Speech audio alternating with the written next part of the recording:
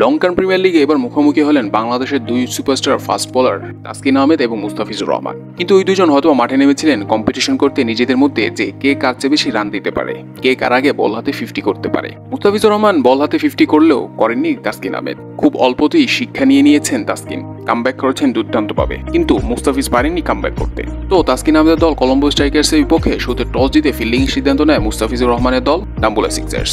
বল হাতে ডাম্বুলা সিক্সার্সের সকল বোলাররা মোটামুটি ভালো শুরু করতে পারলেও পারেননি মুস্তাফিজ।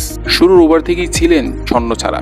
প্রথম 2 ওভার মোটামুটি ভালো করতে পারলেও শেষের 2 ওভার খুবই জঘন্য পারফর্ম করেছেন, যেটা মুস্তাফিজুর রহমানের সাথে একটুও যায় না। শেষের 2 ওভারে তিনি প্রায় 35 থেকে 40 রানের মতো হজম করেছেন। সর্বমোট 4 ওভারে 53 রানে উইকেট শূন্য ছিলেন মুস্তাফিজ। যে রানটা 160-এর মধ্যে আটকাতে পারতো ডাম্বুলা সিক্সার্স, সেই রানটা চলে গিয়েছে 185-তে। তো 186 রান ডিফেন্ড করতে নামে তাসকিন আহমেদের দল কলম্বো স্ট্রাইকার্স। আর ইনিংসের দ্বিতীয় ওভার আর ব্যক্তিগত প্রথম ওভারই অ্যাটাকে চলে আসেন তাসকিন, কিন্তু এসেই তিনিও শুরু করেছেন ছন্ন ছাড়া বল। প্রথম ওভারই খরচ করেছেন 21টা রান। ওই ওভারে ওয়াইড 4 দিয়েছেন 2টো।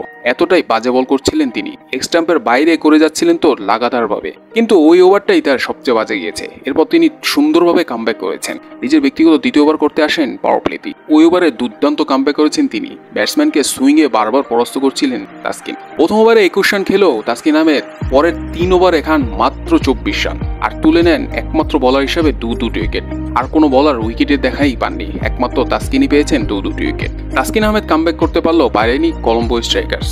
হারতে হয়েছে বিশাল ব্যবধানে। মুস্তাফিজের এই জঘন্য পারফরমেন্সের পরও এর মাসুল দিতে হয়নি তার দল ডাম্বুলা সিক্সার্সের। 186 রান চেস করে ফেলে মাত্র 17 ওভারে। কিন্তু মুস্তাফিজ আর তাসকিনের এই পারফরমেন্স দেখে অনেক ভক্ত আবার অনেক বিশ্লেষকরা বলছেন যে তাসকিন মুস্তাফিজকে ধারাবাহিকভাবে পারফর্ম করতে হবে। এক ম্যাচে ভালো করছেন তো এক ম্যাচে খারাপ করছেন। আপনাকে অন্তত 5 ম্যাচের মধ্যে 3টা ম্যাচ ভালো করতে হবে। 2টা ম্যাচ আপনার খারাপ যেতেই পারে, কিন্তু আপনি যদি 5 ম্যাচের মধ্যে 3-4টা ম্যাচই খারাপ খেলেন আর একটা ম্যাচ বা 2টো ম্যাচ ভালো খেলেন, এটা অবশ্যই গ্রহণযোগ্য না। এটা দলের জন্য ব্যাকফায়ার করবে আর প্লেয়ারের জন্য ব্যাকফায়ার করবে। তো এই বিষয়ে লক্ষ্য রাখার নির্দেশ দিয়েছেন অনেক বিশ্লেষকরাই।